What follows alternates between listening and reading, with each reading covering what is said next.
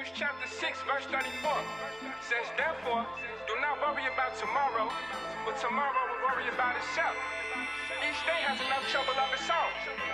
So with that being said, the enemy intends to put fear in our hearts. Depression, make us feel like we're stressed out, worrying about things we have no control over. But I'm here today to tell you, you ain't gotta worry about nothing. Yeah, let me talk to you. You ain't gotta worry about nothing.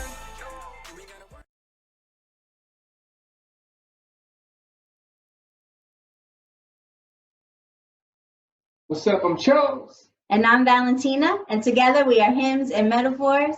And you're watching Outspoken with Hymnz and Metaphors. Bringing the kingdom to the culture.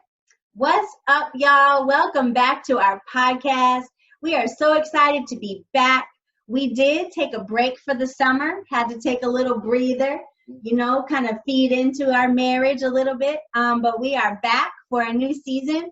So make sure you stay connected with us.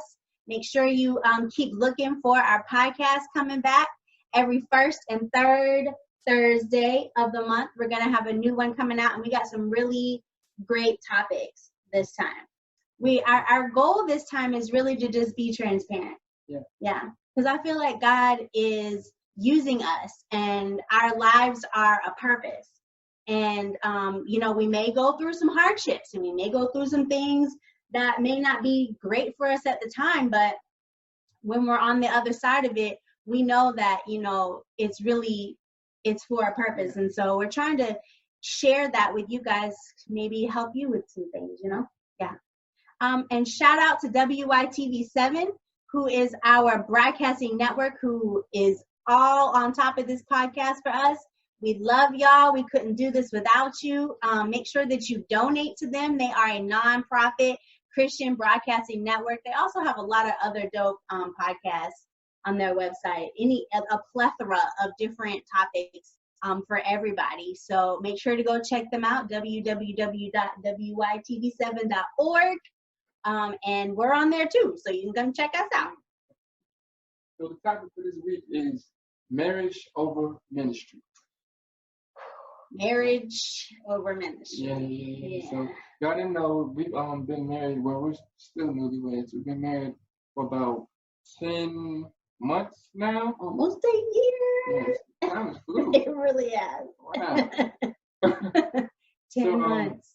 So we have a ministry called Hymnz and Metaphors, and it's basically just combining Christian poetry with Christian rap. She is a Christian poet. And I'm a Christian rapper. So we just combine these two things, and we just go to different churches, outreaches, youth events, you name it. Just when we're there, we just combine both of those things, and it's just a different form of ministry. Still worship. It's still worship. It's still ministry. You know what I'm saying? It's just a different form of it. Just combining those two things. Just to get, give the millennials. And just, not even a millennial. All generations. Yeah, all generations. Just giving people a different feel of, Christian rap and Christian poetry. And also Chosen, is a really dope Christian rapper. And he's putting together his next album, supposed to be dropping sometime in November. Mm-hmm. So, that's a ministry on top of itself. So we have Hymnz and Metaphors. And, I also am like his little sidekick, when it comes to Chosen. And everything. So our ministry is a big part of our lives. And we also believe that it was a gift that God gave us because we prayed for that. I prayed for that before I even met David, to whoever my husband will be, to have a ministry with him, because I knew that my life was supposed to be a ministry, and I wanted to do things for the Lord, and I wanted my partner in life to be able to have that experience with me. And so that's how you know that our marriage is something that God ordained, because a lot of people don't know. I didn't pursue her, or she didn't pursue me, whatever the case might be. I didn't know that she was even a Christian poet. I met her at a Bible study, and she found out I was a Christian rapper, but that wasn't the first thing that she knew about me. Yeah. So a lot of people don't know that. They think that, you know, I just kind of connected with her because, oh, she's a Christian poet. We're artists. She's an artist, so we're going to try to see if this thing works. But no, it wasn't even that. So that's how you know that's God. That's right. So I'm gonna throw that in there. Right. So, and you know, when we did start dating and get engaged, God answered that prayer and He gave us hymns and metaphors. So, like I said, our ministry is an important part of our life. But one thing that we've learned in this 10 months of being married, and also just having mentors to hear from and kind of feed off of, but that our ministry cannot be more important than our marriage. Like, our marriage is actually our first ministry. We have to make sure that our marriage is 100% before we can even put anything into a ministry. There have been times where we've gone out to perform somewhere or been invited somewhere, and we may have had an argument, or we may have been one of our down times, and we didn't perform at our best. You know, we didn't minister at our best. We didn't have a lot to say when we were on stage. Our chemistry wasn't there. And not that that's what's important, but we know that people are watching us. You know, we're like hope for some people, especially people our age who are still single and wanting to find a godly spouse and wanting to have a ministry with them. And seeing, I had a lady come to me at our show this weekend. And after we did our wait song, and she said, you know, you inspire me. I'm gonna keep waiting, you know? And it's just stuff like that. That's like, that's what we're here for. I know that God has put us together in this ministry for that. But if we're not right in our marriage, or if something's not as full as it should be, then we're not going to be able to reach as many people as that. Right. So that's why it's really important that we just purposefully take time to invest in our marriage and just kind of sit down a little bit, you know, because we get busy. Yeah, sometimes. Really busy. We get busy. And not only that, you know, just besides the metaphors, just life. You know, I mean, we have 2 kids. And a dog. And a dog. So that's 3 kids. That's 3 kids, technically. That dog is, we're not going to get into that. The dog is my child, okay. But sometimes, you know, we have to choose our marriage over, you know, the ministry things, and turn down performances and turn down money, you know what I'm saying, and things like that. I remember one time we chose to go to a couples retreat with our church, C3, Covenant Community Church. It's the Indian Trail. Shout out, Pastor Bob. Pastor Lofton. But yeah, we chose to go to a couples retreat, and that same day, I think we were scheduled. Someone had invited us to go and perform and to get paid for it, like a pretty good amount, actually. Yeah, it was a paid performance. Yeah. And we chose to do the couples cruise because it was a chance for us to be able to, you know, just enjoy that time with other married couples, and just enjoy time together on the cruise. You know, fellowship with our brothers and sisters and the pastor. And we just hear different things that they might have went through, and to hear how long they've been together and the struggles they went through. Another time was my birthday weekend. Yeah. We were told that there was a huge performance, Charlotte Day type of performance to celebrate Charlotte, and you know, we chose to still go out of town for my birthday. And we needed that time to wind down and just recollect and just, you know, like our pastor says, recalculate, you know. Yeah, he does that. So we had to take some time to just do that and just get away and just, you know, just hang out and chill and see different things and just get our minds right. So we had to choose to do that over, you know, going to that performance. It was worth it. Yeah. You know, we came back recharged and we had the performance at church. The very next weekend we had a performance anyway, and I mean, it went really well, you know, so we didn't even miss anything at the other performance. Actually, we heard some negative things about that performance from some other artists that performed there. So if we had chosen to go to that, we would have been really disappointed because we would have missed out on, building into our marriage.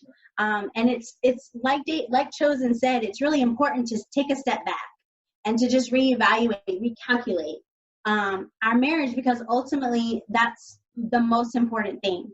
And actually, Libby with WYTV7 made a really good point earlier when we were discussing this, that some people who are called into ministry need to stay single, because a marriage requires work. It requires the time and effort, as much time and effort as a full-time ministry. So, that's why we have really learned that our marriage ministry is really more important than our Hymnz and Metaphors ministry, or even, your chosen ministry that you have.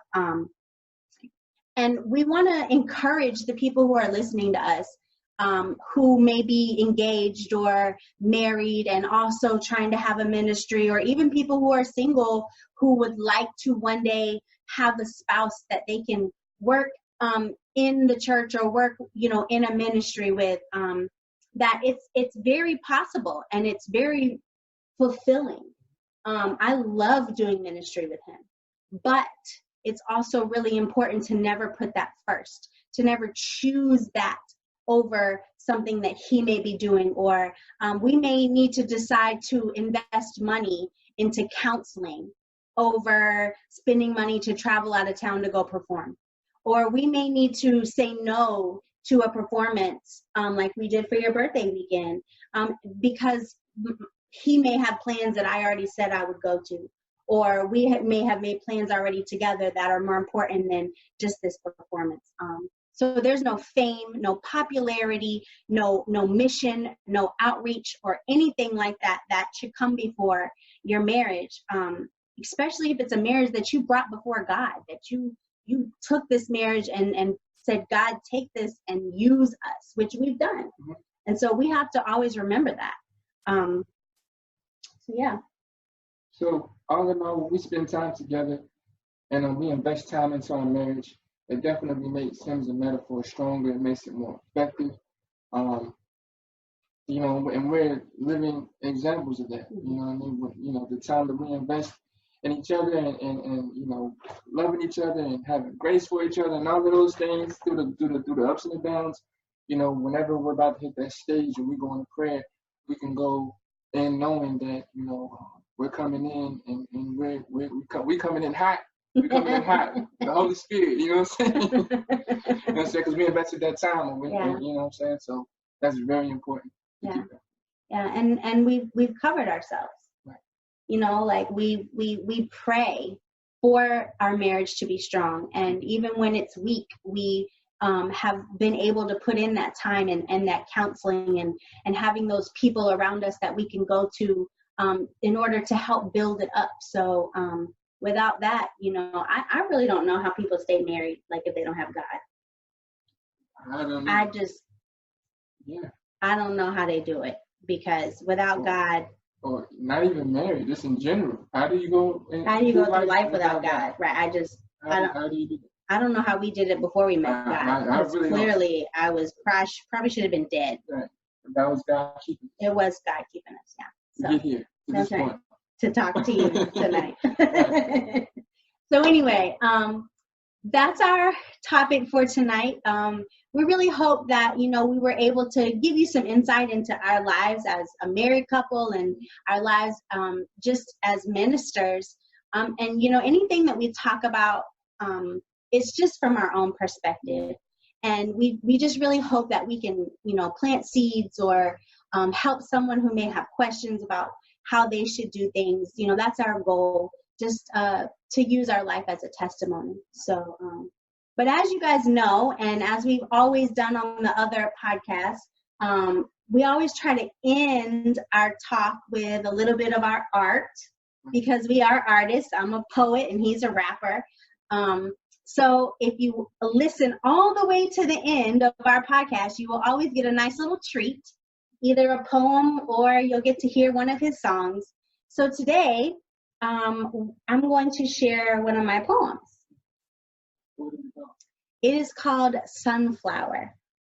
And I chose this one because it talks about having faith in the process and not always having to have your hands in things, and kind of being able to let go and trust God's process and the nature of his plans, and stop always trying to have your hand in things, because that's really hard for me. Yeah.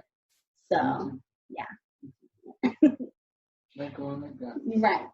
So I tried to plant this seed. And yes, this is a poem, so you're probably thinking I'm speaking in metaphor, but no. I actually tried to plant a seed. Sunflower, to be exact. The kind that can grow taller than the wind and bend, but won't break, blend, yet still stand alone while all other flowers watch in awe. You see, this is how I envisioned my seed. And with all the time and effort I had planned and this ambition in my hand, I knew that one day it would shine under the sun. But what I forgot is that attached to this hand is a thumb that's black. You know, they say that a green thumb has the magical powers to whisper to plants, but I always seem to say the wrong thing or say nothing at all either way.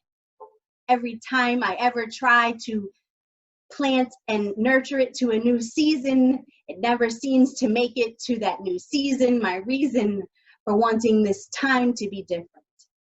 And this time seemed different. Because as I watered her and loved her, she began to sprout her way into the air.